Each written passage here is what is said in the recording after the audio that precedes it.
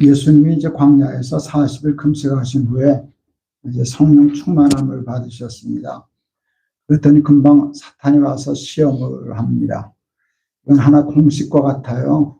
은혜를 받으면 사탄이 내버려 두지를 않아요. 공격을 하고 시험을 하지요. 여러분들도 이 짧은 시간이지만, 여러분 은혜를 받으셨으면 사탄이 시험할 거예요. 챙기시죠? 근데 사탄이 시험하는 게 무서울까요? 시험 안 하는 게 무서울까요? 네, 그렇죠. 시험하는 건 무서운데 안 하면 더 무서운 겁니다. 그는 내가 이게 쓸 가치가 없다는 사람이, 사탄이 거들떠보지도 않는, 그건 벌써 죽은 거잖아요. 그러니까 좀 힘들고 무섭긴 해도 사탄이 찝쩍거리고 공격하고 시험할 만한 삶을 살아야지, 사탄이 우습게 보는, 건들지도 않는, 괜히 건드려서 깨울 필요 없다, 이를 삶을 살면 안 되겠죠. 그럼 사탄이 시험하면 어떻게 하면 될까요? 이기면 되죠. 이기면 되죠. 예수님이 세 가지 시험을 당하시는 거를 마태, 마가, 누가 세 번을 반복했어요. 똑같은 내용이 성경에 반복돼서 나와요. 이게 왜 반복되는 게 뭔가 하면, 반복되는 건 중요하다는 거예요. 그 시험에 꼭 나와, 이런 뜻이거든요. 시험에 꼭 나오니까 공부하고 또 복습하고 또 복습하라 그러는 거예요. 그래서 이걸 아이들에게 가서 설교할 때는 제목을 좀 바꿔요. 사탄의 출제 경향. 문제집 푸는 거거든요. 그래서 이 문제는 이렇게 풀어야 되는구나, 여기는 이런 함정이 있구나 하는 건데, 오늘 저와 함께 이렇게 문제풀이를 해보려고 그래요. 이 세 가지 시험의 뜻이 뭔가, 그 시험을 통해서 사탄이 노리는 게 뭔가, 어떻게 이겨야 하나 하는 것이에요. 40일을 굶으신 예수님에게 사탄이 한 첫 번째 시험은 돌로 떡을 만들어 먹으라 하는 것이었어요. 이게 저는 이해가 안 갔어요.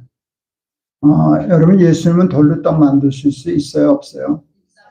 사탄은 그거 알아요, 몰라요? 근데 왜 그랬을까요? 저 같으면 문제 그렇게 안 내요. 야, 사람도 40일 금식하더라. 하나님의 아들이 창피하게 사람하고 똑같이 40일 먹으냐? 한 일주일 더 굶어라. 이렇게 부추겨가지고 굶어 죽게 만들면 되는데, 아니, 돌로 떡 만들 수 있는 능력 있는 예수님인 줄 알면서 그거 코치해 주는 거잖아. 너 왜 그거 굶어 죽냐? 하나님의 일 해. 이거 하지 말라냐? 근데 너 죽으면 못해. 먹고 해. 이게 왜 시험이에요? 하나님의 일 하지 말라든가, 그랬다면 시험이지만, 떡을 먹고 하나님의 일을 하라는 거거든요, 내용은. 그런데 이게 왜 시험이 되겠어요? 그래서 생각해 봤을 때, 이게 왜 시험일까? 했을 때 사탄이 노리는 게 있어요. 마태복음 6장에 너희는 먼저 그의 나라와 그의 의를 구하라. 그리하면 이 모든 것을 너에게 더하시리라 하는, 너희는 먼저 그의 나라와 무엇을 먹을까, 입을까, 마실까 염려하기 이전에 먼저 하나님의 나라. 그러니까 예수님은 무엇을 먹을까, 마실까는 구하지 말라는 거죠. 아니에요. 성경 그렇게 읽으시면 안 돼요. 순서를 얘기하시는 거예요. 사람이 먹어야 살죠. 입어야 살죠. 필요한 줄 아셔요. 그런데 그것보다 먼저 해야 할 일이 있어. 순서를 얘기하는 거예요. 여러분, 이게 순서가 굉장히 중요한 거예요. 이제 중국 대학이라고 하는 책에 이런 글이 있어요. 만물에는 근본적인 것과 지엽적인 것이 있나니 곧 먼저 할 것과 나중할 것이라. 사람이 먼저 할 것과 나중할 것을 바로 알면 도에 가까우니라.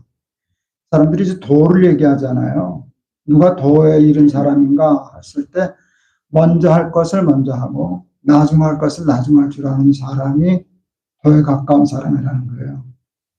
굉장히 중요한 말이에요. 우리나라 말에 그 근본은 으뜸이라고 그러고요. 지업은 딸림이라고 그래요. 이게 성경적인 말과 맥을 같이 해요. 근본적인 일을 으뜸, 먼저 하면 지역적인 일은 딸림, 따라온다는 거예요.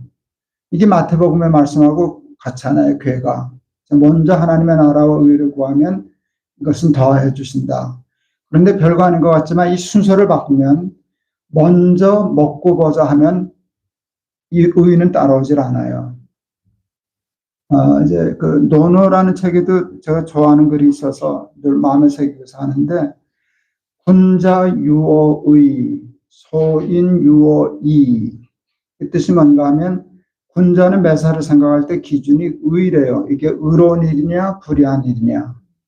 의로운 일이면 해요. 불의한 일이면 안 해요. 근데 소인은 뭘 따지는가 하면 그게 나한테 이익인가 손해인가를 따진대요. 이익이면 하고 손해나면 안 해요. 아무리 의로워도 뭐 의가 밥 먹여주냐? 손해나면 안 하는 거예요.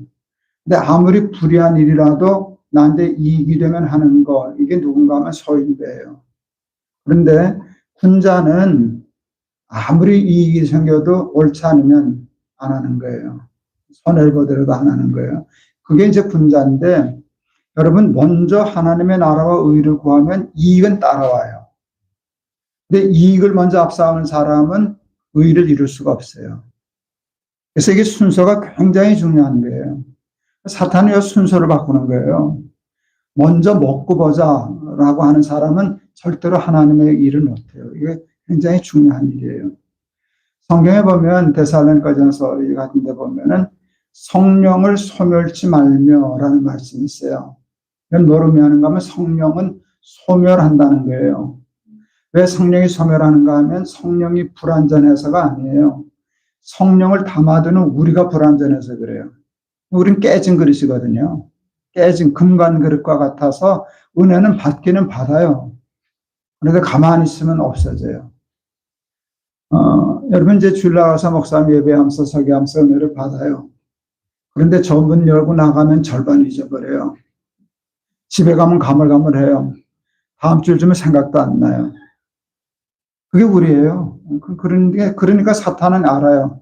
다음에 하지 뭐, 차차 하지, 나중에 하지, 밀어놓고 순서를 바꿔놓으면 못한다는 걸 다 알아요. 그래서 너희는 먼저 그의 나라와 함께 이 순서의 문제가 굉장히 중요한 거예요.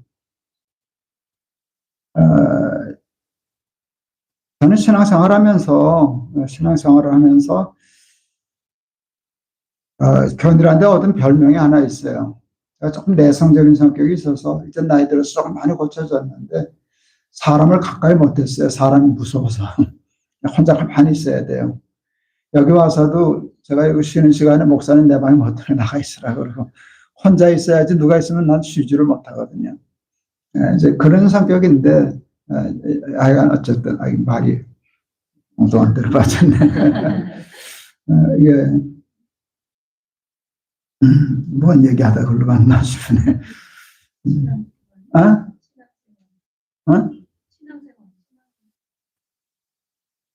그래도 모르겠는데.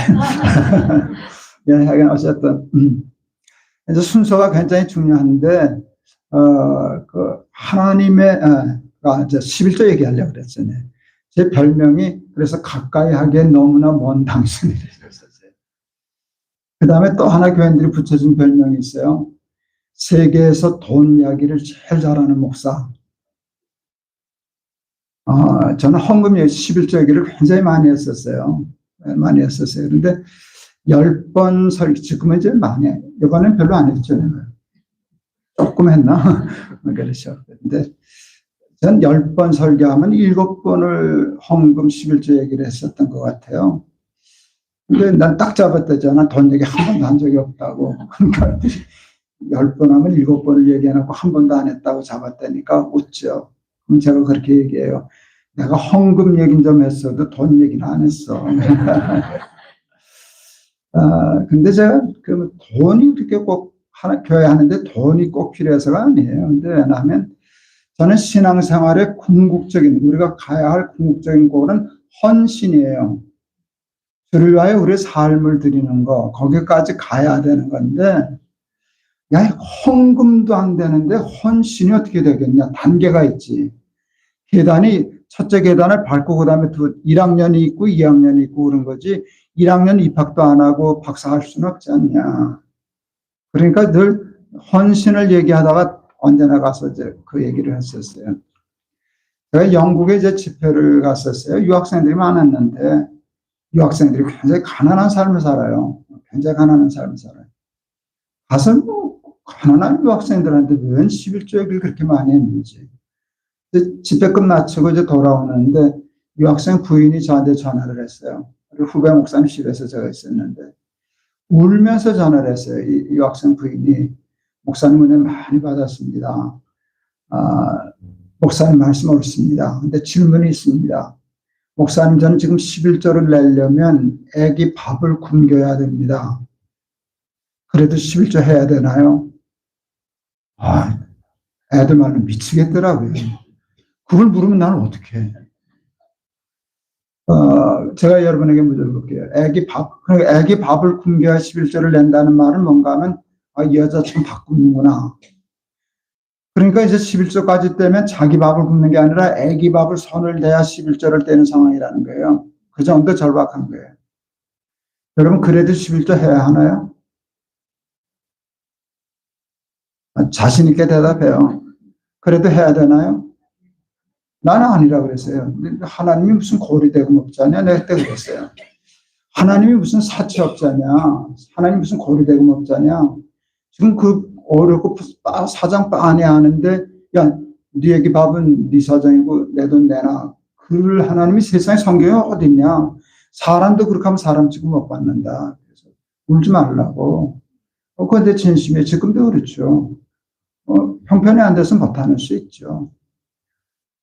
근데 거기서 끝냈으면 딱 좋은데, 한마디를 더 나갔잖아요. 언제나 제가 그래서 그래요. 나라면 한다 그랬어요. 왜 그런가 하면, 그게 별거 아닌 건 아니지만, 그 정도 도끼, 죽으면 죽으리라고 하는 마음으로서 그 한 선을 못 넘었어요. 신앙은 언제나. 언제나 이유가 있고 핑계가 있고 문제가 있어요. 그러니까 하나님 요거 된다면, 좀 형편 나아지면 차차하겠습니다. 이게 우리가 있는데, 죽으면 죽으리라고, 애기 밥 먹이는 건 하나님 하실 일이고요. 그런 마음을 품지 않으면 이게 어느 한 단계를 못 넘어서요. 늘 이렇게 선이 있거든요. 여기 커트라인이 있는데, 대학에 들어가면 커트라인이 있잖아요. 그러니까 커트라인이 예를 들어서 100점이라 그래 보세요. 99점이면 떨어져야 합격해요. 떨어지잖아요. 100점이 커트라인이니까. 빵점도 떨어지고 99점도 떨어져요. 그러니까 99점은 빵점과 똑같은 거예요. 근데 이 빵점이 아니에요. 99점이에요. 그러니까 여러분 100점이나 99점이나 애들만 정말 한 끗 차이잖아요. 한 끗. 근데 대개가 한 끗을 못 넘어서 낙제라는 거예요. 한 끗을 못 넘었어요. 근데 그 한 끗이 그렇게 만만하지 않아요. 애기 밥을 굶겨도, 그건 아주 극단적인 일이지만, 이제 예를 들어서, 이번 집회를 읽고, 나도 11조를 해야지. 이제 그런 마음을 들면 그는 이제 은혜를 받은 거예요. 그럼 사탄이 어떻게 시험하는 줄 아세요? 야, 11조 무슨 11조? 그건 구약에 지나간 율법이야. 이런 식으로 얘기 안 해요. 그럼 너도 11조 해야지. 너도 이제 해야지. 그래요. 사탄이 그렇게 얘기한다고요. 근데 토를 달아요, 언제나. 그런데 이번 달은 좀 쓸 돈이 많지 않냐. 요게 시험이에요. 다음 달부터 하면 되지. 다음 달 다이어트도 내일부터 한다 그러다 못하잖아요. 내일부터 한다는 게 언제나 안 되는 거예요. 지금부터 해야 돼요.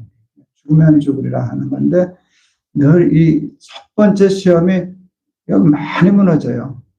결심했다가 또 무너지고 결심했다가 또 무너지고 그러는데 먼저 그의 나라와 하나님의 은혜 주시면 먼저 저질러 놓고 덤벼들고 그러면 돼요. 동안계 청년 중에 이제 영국에 유학 간 아이가 하나 있었어요. 굉장히 가난한 아이야. 그렇게 가난한 애들 보다 봐도 처음 봤어요. 근데 이제 국민대학에 나왔는데 성실한 아이지만 무슨 뭐 서울대 연대 가고 그럴 만큼 그렇게 천재적인 애는 아니에요. 성실한 애예요. 아주 성실해서 국민대를 나와서 토플도 이제 겨우 유학 갈 거 이렇게 잘 맞춰가지고 유학 준비를 하던 아이인데 유학을 갔어요. 근데 중간에 나와서 결혼을 했어요. 결혼하면 조금 나은 애하고 조금 부잣집에 가면 누가 잡아먹나. 하긴 저가 똑같이 가난 애하고 결혼했어요. 그래서 제가 토요일날 주례를 했는데 그때 동안교회 건축 중이었어요. 건축 중이었는데 얘 신혼여행도 못 갔죠. 돈 없으니까. 토요일날 결혼식하고 주일날 교회로 갔어요. 그때 우리 건축 중이었어요. 건축 중이었는데 그 이제 결혼 패물을 신랑이 금목걸이 한 양짜리 하고 반지 이렇게 했어요. 근데 신부가 목걸이 들고 우는 거예요. 목사님 이거 가짜예요. 그러네. 그래서 내가 이 자식이 돈이 없어가지고 가짜로 줘서 신부가 좀 속상해서 그러는구나 했더니 그게 아니에요. 한 양은 줬는데 그 진짜 금인데 자기들끼리 교회 건축 중인데 벽돌 한 장도 헌금을 못했는데 이건 달고 다니면서 뭐 하냐고. 이거 달고 다니면 뭐 하냐고. 이거 그냥 이거는 가짜로 저기 사고 그때 금 한 돈이 4만 원 할 때요. 지금 한 돈이 얼마예요? 그렇지. 그러니까 그때 금 한 돈이 4만 원 할 때였어요. 한 양이면 40만 원이에요. 그때 우리 교회 건축비가 100억이었어요. 여러분 100억 건축하는데 40만 원은 자죽도 안 나는 돈이에요. 근데 내가 그 헌금을 받았을 때 이게 우리 교회에서 제일 큰 헌금이다 라고 생각했어요. 근데 그날따라 그 금목걸이하고 뭐가 일이 자꾸 꼬였어요. 제가 결혼 주례한 어떤 교회 부목사가 있는데 지방에 담임 목사 청빙받았다고 가면서 인사하러 왔어요. 근데 목사님 건축 중인데 빈손 들기 어려워서 결혼 패물로 받았던 것 중에 금목걸이 하나 가져왔다고.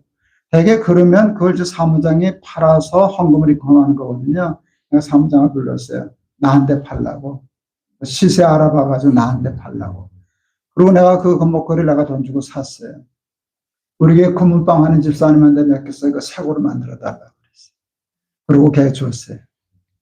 주고 싶더라고요. 야, 우리 교회 수천 명 되지만 목사가 금목걸이 해준 건 너밖에 없어. 마누라도 못 해줬다. 근데 하나님이 너 해주고 싶어 하시더라. 이제 그랬었어요. 근데 그 부부가 그때 제가 그 11조 할 때 있었어요. 이 아이들이 그 설교를 듣고 정말 밥을 굶으면서까지 11절 했어요. 그래서 11절 하기 시작했어요. 그러면은 밥 먹을까요? 굶을까요? 먹을까요? 굶을까요? 먹어요. 굶어요. 여러분 안 해봐서 몰라요. 굶어요. 하나님이 금방 먹여주시지 않아요. 그러면 다 하지. 11절 그렇게 했더니 그냥 밥 먹었대. 그러면 다 하지.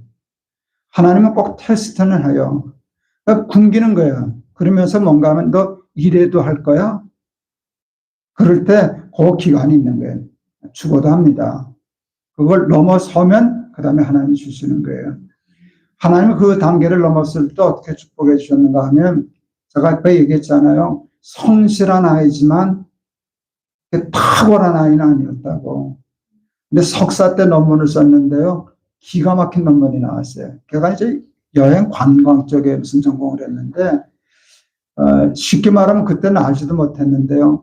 요즘 여름 관광 가면 다 무슨 앱에서 예약하고 호텔도 예약하고 하는 게 있었잖아요. 그땐 그거 없을 때 그걸 고안했었어요. 얘가.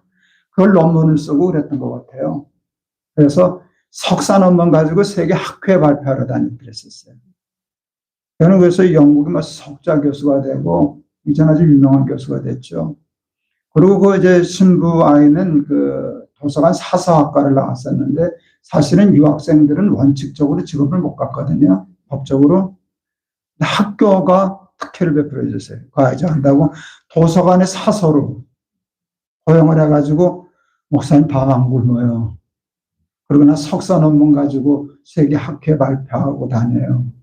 그런데 그거는 99점에서 그 1점 더해가지고 뛰어넘은 거예요. 근데 대부분 여기 99점에서 억울하잖아요. 차라리 빵점에서 낙제하면 억울하지는 않지. 빵점이니까.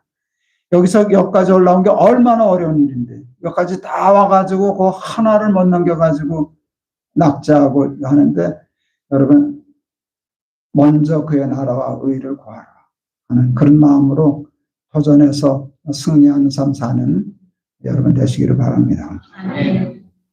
두 번째 시험은 성전에서 뛰어내리라는 거예요. 그러면 천사가 와서 발을 붙들 거라는 거예요. 천사가 와서 발을 붙들 거라. 예수님이 뛰어내렸으면 천사가 와서 발 붙들었을 거예요. 그렇게 죽으면 안 되잖아요. 하나님 이해가 왜 이러냐 그랬을 거 아니에요. 너 그렇게 죽으면 안 되지. 그리고 시편에도 천사가 발 붙든다는 말씀도 있어요. 내가 상상해 봤어요. 진짜 천사가 와서 발 붙들었으면 사탄 쫄딱 망하는 건데, 사람들이 얼마나 놀랐겠어요. 예수님 뛰어내렸더니 천사가 나타나더니 발을 붙들어. 야, 이 목사 아들인 줄 알았더니 진짜 하나님 아들이네. 그렇게 하면은요, 스타가 되는 게 그날로. 사람들은 그냥 구름대처럼 예수님 쫓아다닐 거예요. 사탄 쫄딱 망하는 케이스예요. 아니, 그런데 그거를 왜 가르쳐 주냐고. 모함하고 함정에 빠뜨리고 그렇게 해야 되는데, 쉽게 말하면 예수님을 영광을 받게 하신 거잖아요. 사탄이. 그런데 그게 사탄이 노린 게 뭔가 하면 십자가예요. 예수님이 이 땅에 오신 목적은 영광을 얻기 위함이에요. 십자가 지시고 구원하시기 위함이에요. 그러니까 사탄이 제일 겁나는 건 영광 얻는 게 아니에요. 예수님이 십자가 지는 게 무서운 거예요. 그러니까 십자가를 멋지게 하려니까 헛된 영광에 눈 어두우면 절대로 십자가 멋져요. 그래서 헛된 영광에 눈 어둡게 한 거예요. 근데 그 영광도 영광이지만 그건 진짜 영광이 아니거든요. 옛날에 일본에서 마술사가 왔었어요. 마술사가. 저도 왔다는 건 들었는데 보지 못했는데, 여기 전주도 CBMC가 있을 거예요. 제가 CBMC에 이제 오랫동안 성경 공부지도 했는데, CBMC는 설교하고 꼭 질의응답 시간이 있어요. 병원 원장하는 장로님인데 질문을 하더라고요. 목사님, 일본에서 마술사가 왔는데 보셨습니까? 못 봤습니다. 텔레비전에서 쇼를 했다는 거예요. 권사님하고 둘이 이렇게 텔레비전 앞에서 그걸 봤대요. 그랬더니 그 일본 마술사가 부엌에 가서 숟가락 하나씩 들고 오라고 들고 왔대요.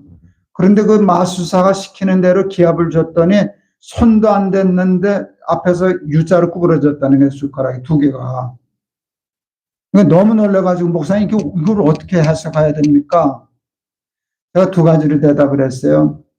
이게 손으로 구부러진 건 물리적인 힘으로 하는 거잖아요. 이게 구부러진 건 물리적인 힘이잖아요. 손을 안 댔으니까 물리적인 힘이 가해지지 않았는데 구부러졌으니까 힘에는 물리적인 힘만 있는 게 아니라 보이지 않는 영적인 힘도 있다는 뜻입니다. 잘 대답했죠? 구부러졌으니까. 두 번째, 근데 장로는 그거 쓸데없는 일입니다. 그랬어요. 왜요? 그래서 제가 대답했죠. 아니, 그 숟가락 구부러져서 뭐 나라 버텐다는 일이 있습니까? 그래서 괜히 쓰는 숟가락 못 쓰게 만들어 놨네요. 그 장로님이 하도 신기해서 그거를 나무통에다 이렇게 상자에다 담아놨다고 그러시더라고요. 그래서 절에서 잘 해놨다고 거기다 써붙이시라고. 뭐라고 쓸까요? 그래서 쓸데없는 짓. 그게 쓸데없는 짓이에요. 우리는 그 쓸데없는 짓에 빠져들어요. 헛된 영광에 눈 어두워가지고 십자가 지는 거는 힘들고 어렵고 우리가 외면하고 사탄에 쏘가서 헛된 영광에 눈 어두워서 펄쩍펄쩍 뛰어내리면 그렇게 되면 교회는 무너지는 거거든요. 제가 임직자들 모임에서도 잠깐 그 얘기를 했었는데, 전 71년도에 신학교를 갔어요. 20명이 정원이었는데 12명 지원했어요. 몇 대 1이에요? 미달이세요. 목사님 신학교 갈 때는 그때 가면 제일 어려웠을 거지. 평균 4수해야 된다 그랬거든. 목사님 3수했다면 그럼 천재야. 평균이 4수였어요. 정말로 그랬어요. 우리 아이가 목사님보다 조금 더 뒤에 제가 있었는데, 그 고시 준비하듯이 해야 신학교 가는 때였어요. 그때는 제가 갈 땐 미달이었는데, 이게 시간이 지나니까 서울대 졸업한 친구들이 떨어진다고 얕잡아 보다가 내가 서울대도 갔는데 열목걸이 하다가 판판이 떨어져요. 71년도 제가 미달된 신학교 갔을 때 우리 교회에서 장로 선거를 했어요. 집사님 한 분이 피택이 됐어요. 도망갔어요. 안 한다고. 그런데 요즘은 교회마다 장로 선거하면 서로 되겠다고 선거운동도 하고 어느 교회 집사님 한 번 떨어졌다고 머리 깎고 다른 교회 가더라고. 기분 나쁘다고. 이게 맥이 같아요. 미달될 때 장로 안 한다고 도망가. 이게 목사 신대원이 뭐 4년 재수해야 들어갈 정도 되니까 장로 선거도 과열돼. 왜 그럴게요? 옛날에는 목사 장로 된다는 일이 교회가 워낙 가난했었으니까 너무 힘들고 부담이 많은 거예요. 근데 이제 교회가 큰 참사란 교회는 뭐 그렇진 않지. 그래서 이제 교회가 큰 교회가 되면은 교회 안에도 고난이 크거든요. 그러니까 서로 하겠다고 이렇게 되는 거거든요. 그러니까 이제 헛된 영광의 눈도 듣고 십자가는 안 지려고 들기 시작하면 교회는 병드는 거예요. 근데 우리에게는 그런 유혹이 굉장히 많다는 거예요. 굉장히 많다는 거예요. 여러분, 무화과나무 아시죠? 무화과나무. 없을 무자 꽃 타자 열매 과자를 써요. 그 뜻대로 하면 꽃 없이 열매 맺는 나무라는 뜻이잖아요. 무화과나무 꽃 보신 분 계셔요? 그러고 보니까 못 봤죠? 저도 못 봤어요. 근데 열매는 있죠? 맛있잖아요. 그런데 논리적으로 꽃이 없는데 열매가 맺어요? 그렇죠? 조금 물어볼게요. 은행나무 꽃 보신 분 계셔요? 보신 분 계시구나. 못 본 분이 더 많을걸? 못 보신 분. 대부분 못 봤죠? 근데 나도 봤어요. 제가 처음 담임 목회 하던 교회에 은행나무들이 많았어요. 아주 좋은 나무들이 많았어요. 이때쯤 되면 벌써 은행나무 이파리가 나오기 시작하는데 저는 사실 꽃보다도 나무 이파리를 더 이뻐해요. 색깔이랑 조금 애기성 같은 거 이쁘잖아. 은행나무는 특히. 조금 있으면 은행나무 열매가 달려요. 동그란 게, 새파란 게 달려요. 은행나무도 하면 새파래요. 얘는 꽃도 안 피웠었는데 언제 열매부터 달렸나? 한 2년을 놓쳤어요, 꽃을. 꽃이 없이 열매를 맺히지는 않았을 텐데. 그래서 3년째 되는 해는요, 제가 아예 지켜봤어요. 도둑 잡으려고 한 듯이 꽃이 있더라고요. 자잘해요. 꽃 같질 않아. 활짝 피잖아요. 그리고 색깔이 은행나무 이파리나 다 초록색이에요. 그러니까 모르겠더라고요. 하여튼 은행나무나 무화과나무는 심는 뜻이 꽃을 보기 위함이에요? 열매를 얻기 위함이에요? 하나님이 우리를 무화과 열매 맺으라고 화초를 심지 않고 열매 맺는 나무를 심으셨구나 하는 생각을 했었어요. 청년 중학교 모교에서 이제 있을 때인데 집사님들하고 저녁에 무슨 일 좀 하다가 저녁 조금 늦게 저녁 식사하러 청량리에 내려갔어요. 일식집이 있어서 들어갔더니 주인이 물어요. 술도 한잔 하실 건가요? 그래요. 우리 교회 다니서 술 안 해요. 그랬더니 저녁에는 밥만 안 팔아요. 그러더라고요. 쫓겨났어요. 그래서 이게 일식집이 저녁에는 요정이 되는 집이 많구나 하는 게 이제 상식으로 들어왔었어요. 제가 영락교 부목사 할 때인데 친구들이 찾아왔어요. 한 2시 좀 넘어서 찾아왔어요. 저도 마침 점심을 안 먹고 있어서 야 점심 먹었냐 그랬더니 자기들도 안 먹었다. 그래서 야 우리 밥 먹으러 가자. 영락교 주변에 일식집이 참 많아요. 갔더니 이게 점심 장사를 끝내고 의자 다 올려놓고 이제 청소하고 저녁 준비를 하고 있는 거예요. 그래서 나가려고 그랬더니 2층에 방이 있다고 올라가라고. 2층에 올라가라고 그래요. 그래서 근데 옛날 생각이 나는 거라. 그래서 자수를 했지. 우리 밥만 먹을 건데요. 그랬더니 괜찮아요. 올라갔어요. 그랬어요. 2층에 가는데 복도에 잠자리 날개 같은 한복 곱게 차려입고 립스틱 짙게 바른 여자들이 쫙 있는 거예요.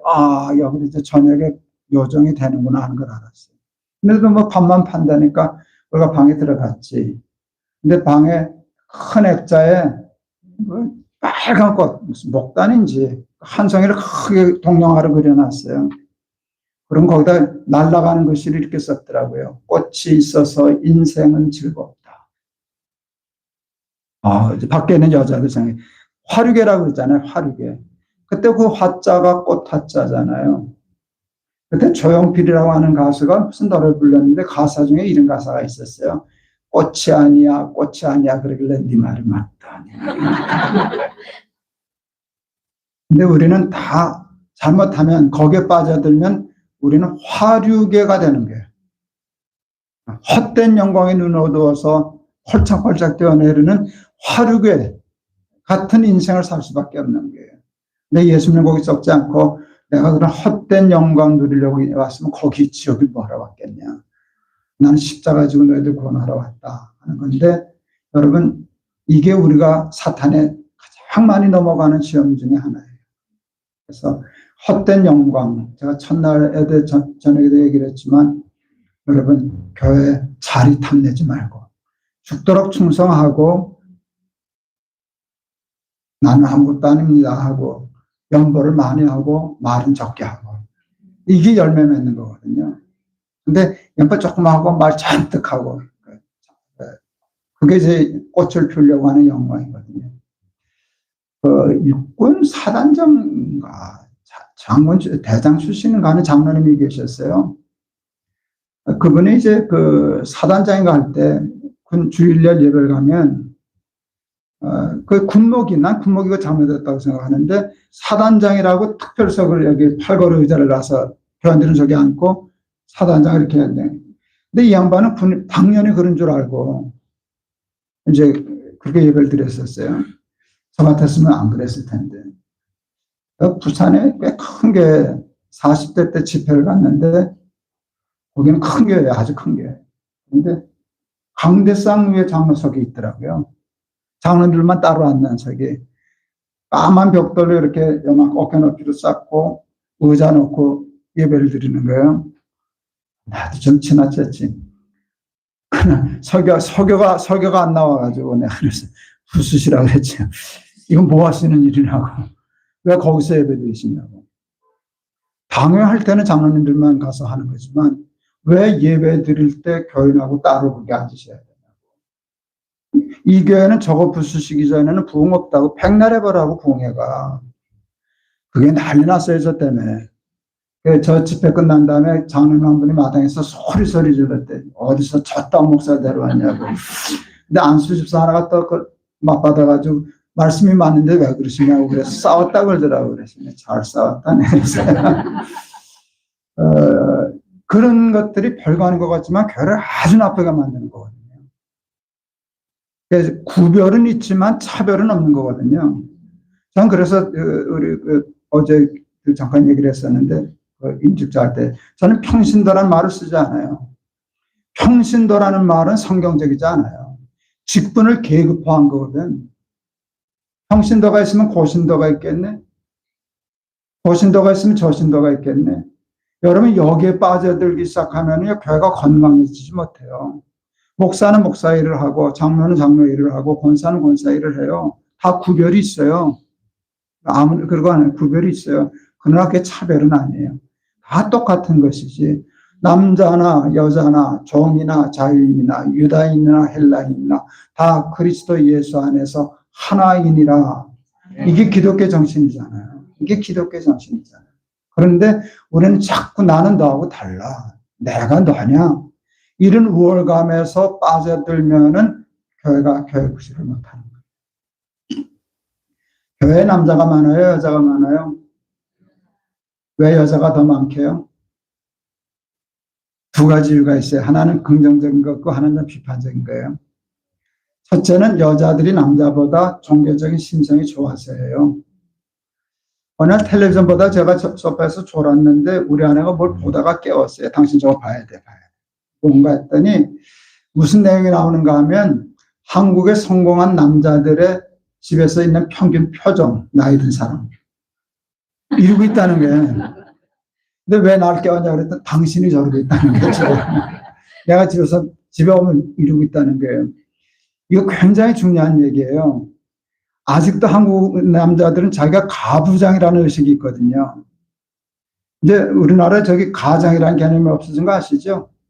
근데 가장 없어요. 뭐 호주 이런 거 없을걸요? 평등하기 때문에. 근데 이게 가부장 이게 있어요. 당신이 그러고 있다는 거예요. 이게 이제 남자들의 보편적인 마음인데 그게 자기도 모르게 마음밭을 딱딱하게 해요. 남의 말 듣는 거 싫어해.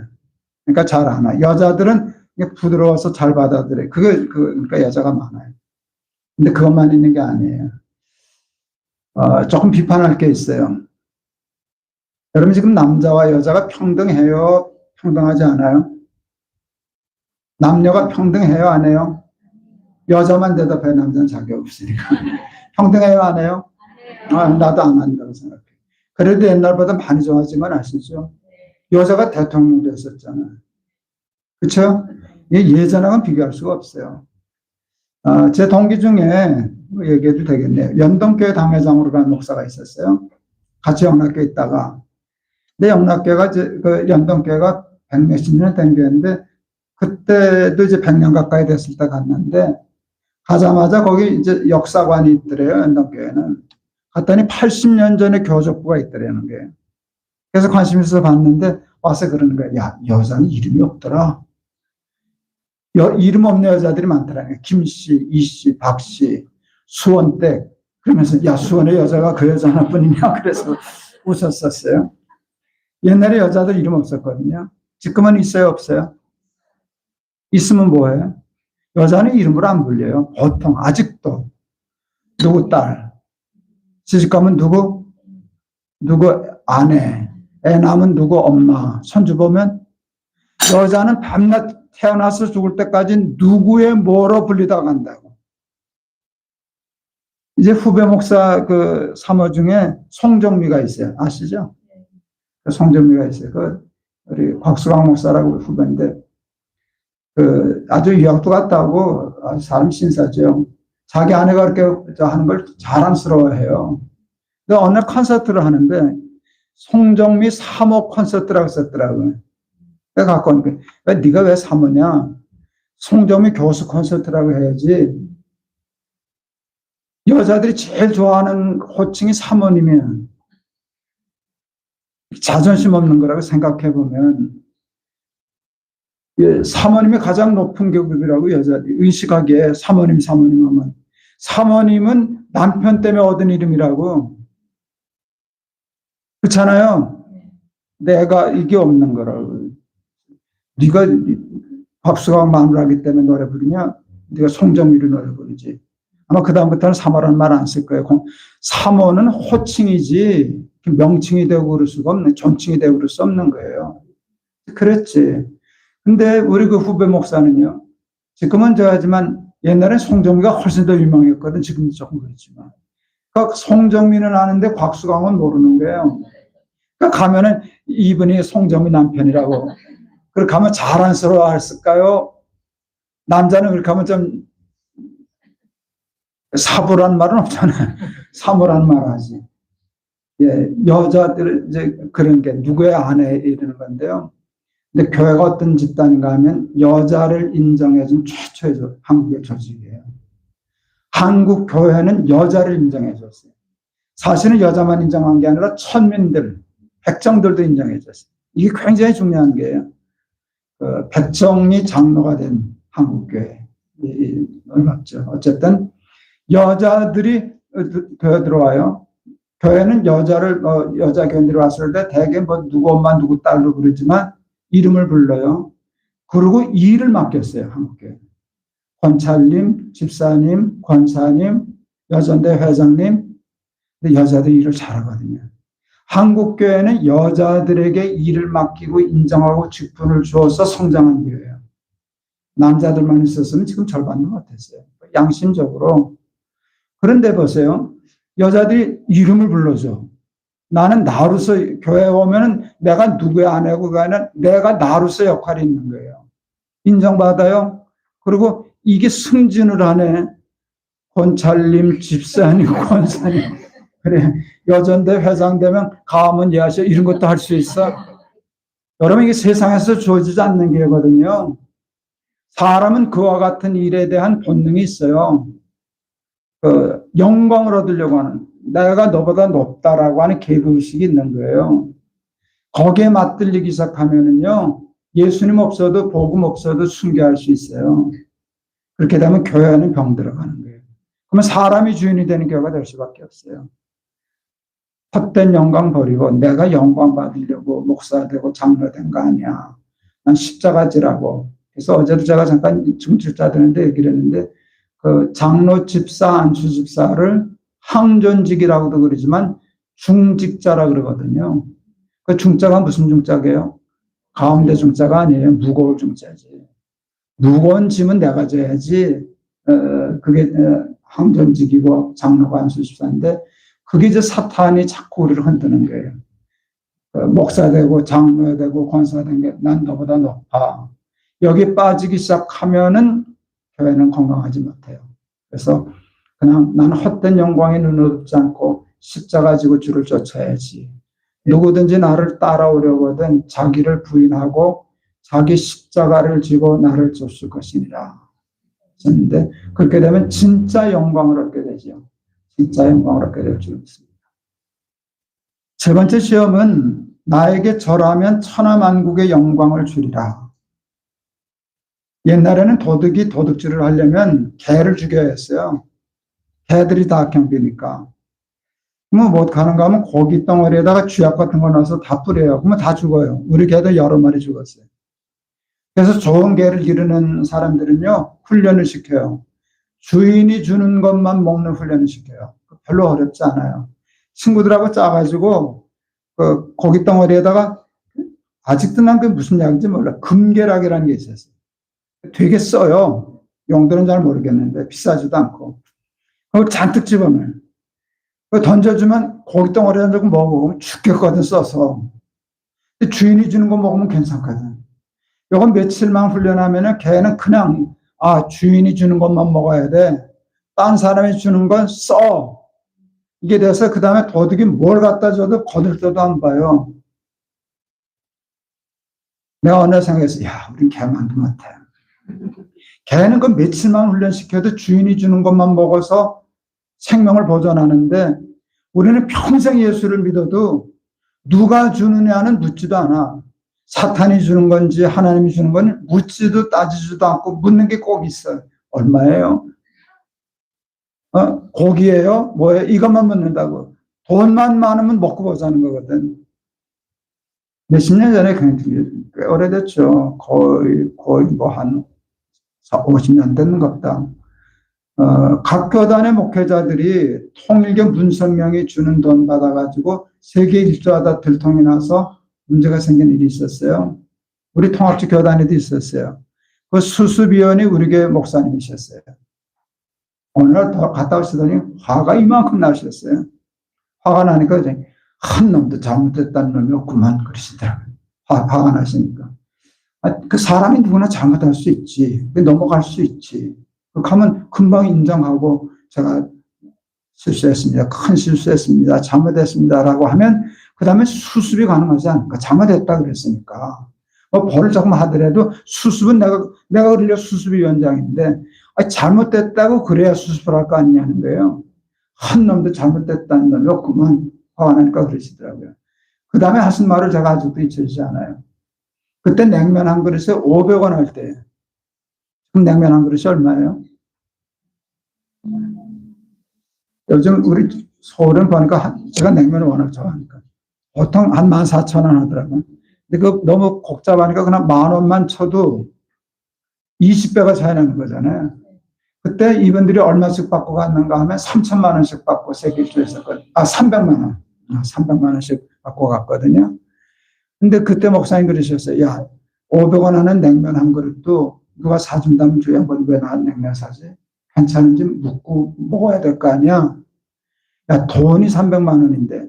그렇게 하면 20배로 가면 이게 한 지금 돈으로 6, 7천만 원 된다는 소리예요. 더 될 수도 있지. 그러니까 세계 일주를 했겠지, 부부가. 그렇지 않겠어요? 근데, 야, 돈이 300만 원인데 그게 누구 돈인지 묻지도 않고 먹어? 더 나쁜 놈이지. 우리는 돈의 액수만 많으면 그게 몇 천만 원만 되면 일단 먹고 보자는 거예요. 그리고 꿰버리는 거예요. 회개하면 되지 뭐. 회개하면 되지. 무슨 먹고 보려고 하는 게 있어요. 근데 이게 걸리는 게 덫이에요. 덫에 있는 미끼라고요. 근데 우리는 그와 같은 미끼에 잘 걸려들어요.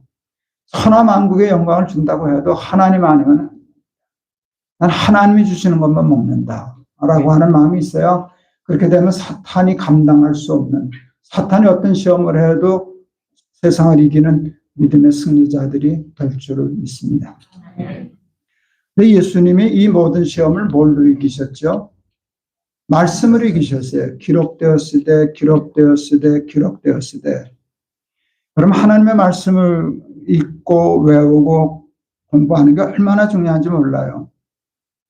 우리 아내가 아이들 어렸을 때 기억력 좋을 때 성경 한 구절이라도 더 읽으라고 밥상에다가 벽에다가 헌달력 뒤에다가 성경 구절을 한 줄씩 써놔요.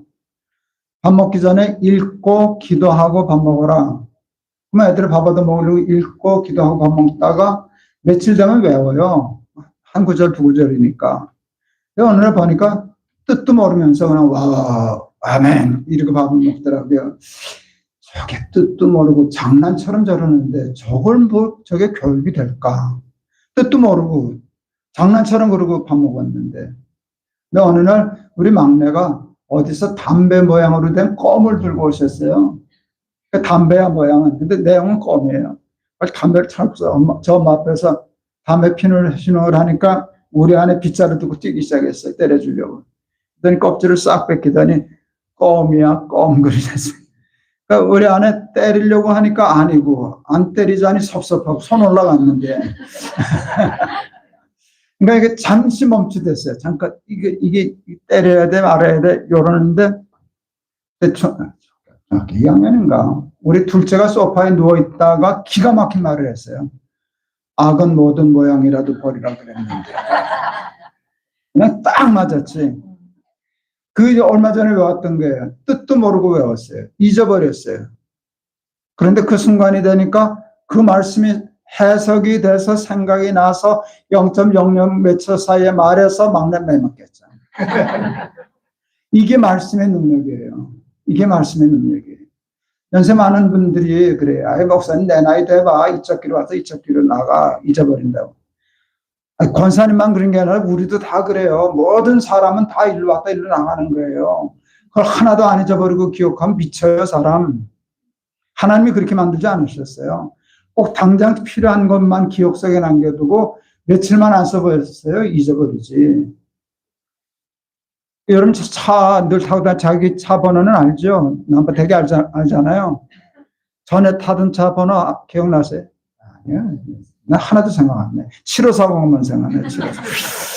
7540하고 지금 타는 차 아니죠. 그거 알고 안 쓰면 잊어버리게 돼 있어요. 그게 건강한 거예요. 그래야만 내가 지금 쓰는 것을 잘 활용할 수 있거든요. 그런데 그게 잊어버리는 것이지 잃어버리는 게 아니에요. 하나님은 의식이라는 창고를 두 개를 만드셨어요. 하나는 의식, 하나는 무의식. 무의식도 의식이에요. 근데 거기다 하면 잊어버려서 모르는 것 같은데 상황이 발생되면 무의식적으로 끄집어내서 탁 튀어나와요. 그게 놀라운 거예요. 그러니까 하나님 만드신 기능 중에 하나예요. 그러니까 하나님의 말씀을 이렇게 늘 듣고 있으면 은혜를 받은 것은요. 이제 이런 상황에 사탄이 딱 건들면 기록되었을 때 하고 튀어나오는 거예요. 그런데 여러분들 성경만 붙들고 살 수는 없잖아요. 장사도 해야지, 살림도 해야지, 애도 봐야지. 그래서 하나님이 기가 막힌 시스템을 만드셨어요. 너희들 장사도 하고 일해야 되고 바쁘지. 그러니까 너희들 11조 내고 헌금 생활하니까 우리 목사 하나 만들자. 목사는 장사하지 말라 그러고 직장 가지 말라 그러고 우리가 월급 줄 테니까 목사님은 성경 준비해서 우리 가르쳐 주세요. 이런 시스템을 만든 거예요. 여러분 오늘 세 번 하는 제 설교는 이건 제가 찾아낸 거예요. 그런데 여러분이 같이 들으니까 요즘 애들이 그러잖아요. 공유한다고. 이게 공유 시스템이에요. 목사가 연구하고 기도하고 해서 만드는 거, 깨달은 거를 설교 시간에 하면 순식간에 똑같이 공유가 되잖아요. 그래서 은혜 받는 시스템이거든요. 이걸 사탄이 방해하는 전략이 있어요. 저는 조금 큰 교회를 했었고, 저는 교회를 개혁한다 그래서 당회 때 많이 다투었어요. 이제 기득권 하느라고. 그러는데, 당회하다가 이제 장로님 의견이 좀 충돌이 돼서 다투고 그러면은요, 그 다음날 주일날 보면 장로님이 안 보여. 교인이 한 번만 와도요, 목사는 교인이 왔는지 안 왔는지 다 알아요.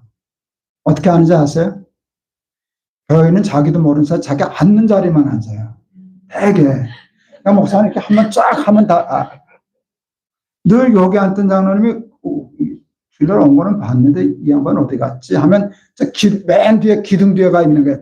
보기 싫어가지고 나하고 싸워가지고. 그럼 나도 화딱잖아.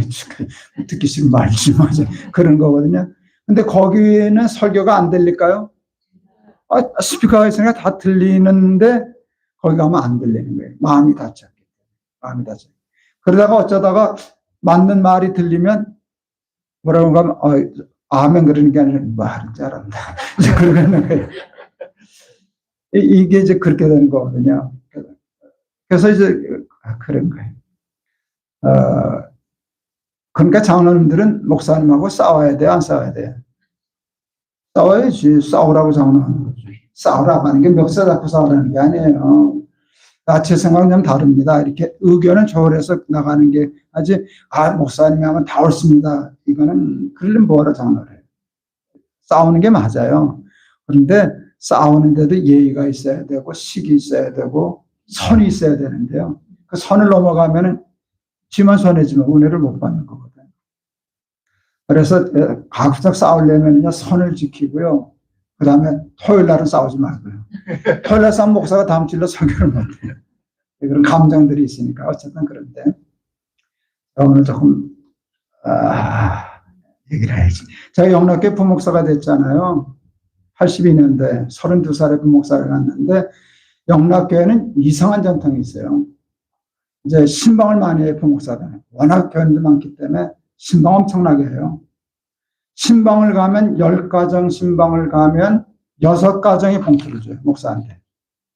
그게 영락교회 전통이에요. 그게 자기는 한 사람이지만 받는 부리는 작지 않아요. 그리고 일주일에 보통 사나흘을 신방 가기 때문에 그게 절대로 작은 액수가 아니에요. 근데 그 주면 좋을까? 목사가 좋아할까요? 안 할까요? 돈 주는데 누가 싫다 그래요? 아닙니다. 그래도 좋지. 좋지. 어느 날 이제 신방을 갔더니 권사님이 봉투를 주셔요. 그래서 권사님 괜찮아요. 그랬더니 할머니 그거 걷어들이네. 그래서 이게 이러냐? 그럼 목사가 이러지고 이러고 갔나? 그냥 갖다 쑤셔 넣어줘야 되는데 이 할머니 그냥 부엌으로 들어가시더라고요. 그랬더니 떡을 싸우셨어요. 그러니까 애들 사모님 갖다 드리세요. 예, 고맙습니다 하고 왔더니 여기 붙은 거야. 이 할머니 센스 있다. 지금 그걸 날봉투 들고 와서 받으려면 내가 어떻게 받냐. 근데 그런 경험이 있었어요. 한참 다니다가 어느 다른 교회 신방 갔는데 권사님은 봉투를 안 주고 처음부터 떡을 주더라고요. 받아왔어. 집에 와서 봤지. 없어. 섭섭했어요. 뭔 권사가 떡만 주냐. 또 여기다 하나 붙여줘야지. 제가 82년 1월달 영락교회 부목사로 가서 그 떡값을 보고 하는 게 84년 1월이에요. 비참해지더라고요. 이게 내가 어떻게 여기까지 떨어졌냐. 암만적의 목사가 최신 없이. 내가 돈이 싫지는 않지만, 이게 이렇게까지 하면 이거 어떡하겠나. 영락교회에 있다가는 위험하겠다. 영락교회는 교인들이 목사인데 너무 잘해줘서 목사가 이제 망가질 수 있겠다 싶어서 기도를 했죠. 하나님, 나 여기 있으면 계속 이릅니다. 이게 못 고칩니다. 그러니까 나 다른 길 떠나게 해주세요. 하나님 그 기도는 신속하게 들어주시더라고요. 84년 1월 달에 기도하고 84년 6월 달에 승동교회 담임 목사가 됐어요. 그래서 제가 34살이에요. 34살에 담임 목사가 됐어요. 승동교회 가자마자 내가 교인들한테 이실직거했어요. 내가 이 짓거리 하다 왔습니다. 또 주면 나는 결국 또 받습니다. 결국은 또 받습니다. 그러니까 아예 주지를 말라고. 그러고서 제가 얘기를 했어요. 나 줄 마음이 있으면 신방 감사헌금으로 헌금을 하시라고. 우리 그 돈 모아서 장학헌금하자고 그랬어요. 그랬더니 그 교인들이 너무 좋아하시는 거야. 근데 내가 안 해도 될 말을 했더라고요. 그냥 왜냐면 거긴 본래 안 주는 교회거든. 그러니까 안 주는 교회가 줄 줄을 모르는 교회라는데 자기들은 줄 줄 모르는데 자존심거에서 그러니까 이제 좋은 목사가 왔구나 해서 아주 좋았어요. 근데 뭐 조금 좋았지. 근데 이상한 걸 발견했어요. 굉장히 중요한 걸 발견했어요. 목사는요, 여러분 여기 와서 제가 한 설교를 여러분 교회에서 처음 하는 설교인 줄 아는 사람은 없죠. 그렇죠? 목사는 말씀이 아니에요. 목사는 소리예요. 하나님의 말씀은 레코드나 같은 게 녹음된 것을 오라 그렇게 하면 참사랑교회 와서 틀고 또 가면 틀고 그래요. 그게 그렇죠. 그렇기 때문에 뭐라 하는가 하면 늘 똑같은 얘기를 하는데 이상해요. 내가 이제 나한테 녹음된 은혜는 10개인데 어느 교회를 가서 설교하면 이게 20개가 돼요. 어느 교회 가면 5개밖에 안 돼요. 이게 살아있는 생물 같아서 그래요. 승동교회하고 영락교회가 어느 교회 교인들이 설교를 더 잘 들었게 똑같은 설교예요. 똑같은 설교인데 어느 교인들이 은혜를 더 받았게요? 승동교회, 영락교회. 해볼까요? 영락교회, 승동교회. 영락교회. 야, 이게 복잡하구나. 목사 노릇하기는 승동교회가 안전해. 근데 교인들이 은혜 받는 것을 보면 영락교회 교인들이 똑같은 설교인데 은혜를 더 받아. 왜 그런가 봤어요. 여러분 영락교회는 목사한테 뭐 봉투 하나 줬다고 해서 혜택 볼 거 하나도 없어. 왜냐하면 1년마다 교구가 바뀌어요. 그러니까 내내는 자기 목사 아니에요. 그냥 한 번 왔다 가는 거예요. 근데 그냥 목사님 뭐 하나라도 착한 거를 사주고 싶어서 애들 뭐 하나라도 저거 하고 싶어서 해놓으니까 설교를 이루고 들어. 승덕교 교인들 나하고 원수준이 없어. 근데 다 이루고 들어. 요만큼 각도의 차이가 받아들이는 게 달라요. 뭔 얘기인지 아시겠죠? 제가 동안교 목사가 되었어요. 어른들한테 이 설교 잘못했다가는 봉투 달라는 소리인 줄 알고 오해할까봐. 그래서 어른들한테는 얘기 못하고 저희들은 청년이 많았어요. 청년들한테 가르쳐줘야 되겠다 그랬어요. 야, 너희들 월급 타거든 주직에서 월급 타거든 첫 달 월급은 하나님께 드려라. 첫 열매다. 두 번째 달 월급 타거든 무조건 부모님 드려라. 너 평생 기른 거 그거로 다 갚는 거야. 부모는 그거 하나만으로도 평생 고마워하지. 두 번째 달 월급 타거든 부모님께 드려라. 세 번째 달 월급 타거든 내 넥타이 하나 사오나 그랬어.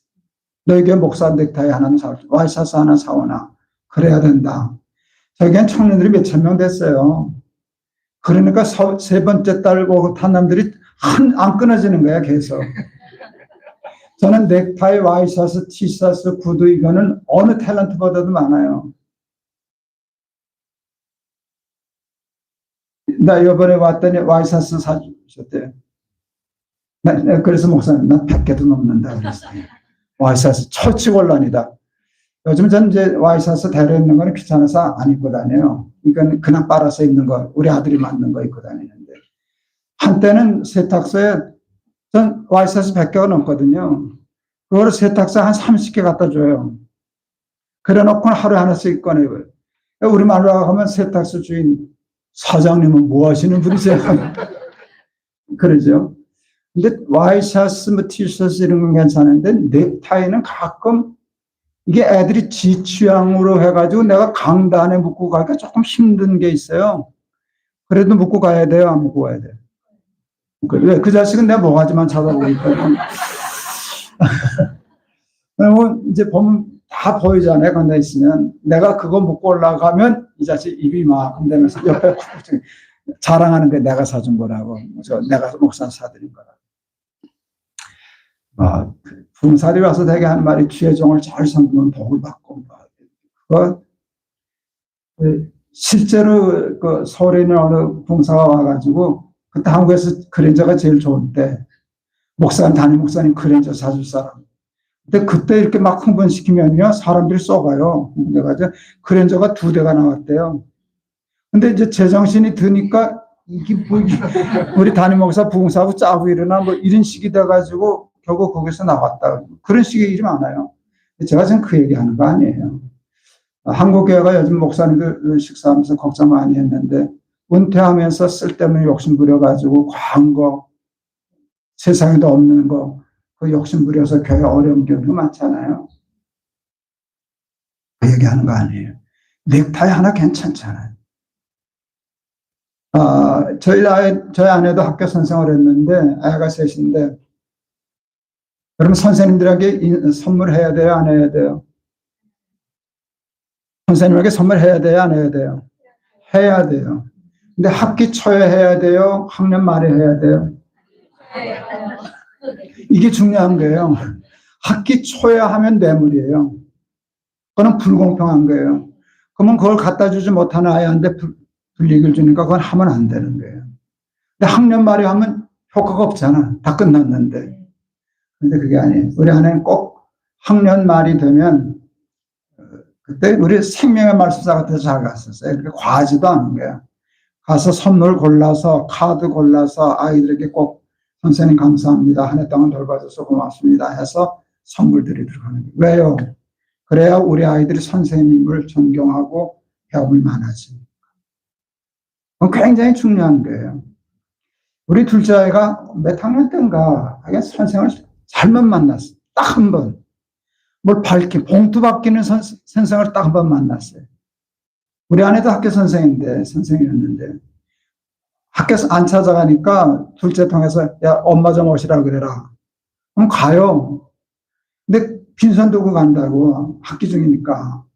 그럼 선생님이 화딱지가 나는 거야. 오라 그랬으면 뭘 들고 왔어야 되는데 안 들고 오니까 오라면 오기는 오는데 빈손 들고 오니까 이 선생도 약이 올랐는지 우리 그때 남녀 가져갈 때 우리 아이는 그 학년 끝날 때까지 여자 짝을 못했어. 그리고 쓰레기통 옆에 맨날 이거 진짜 나쁘대. 해주고 싶대 진짜.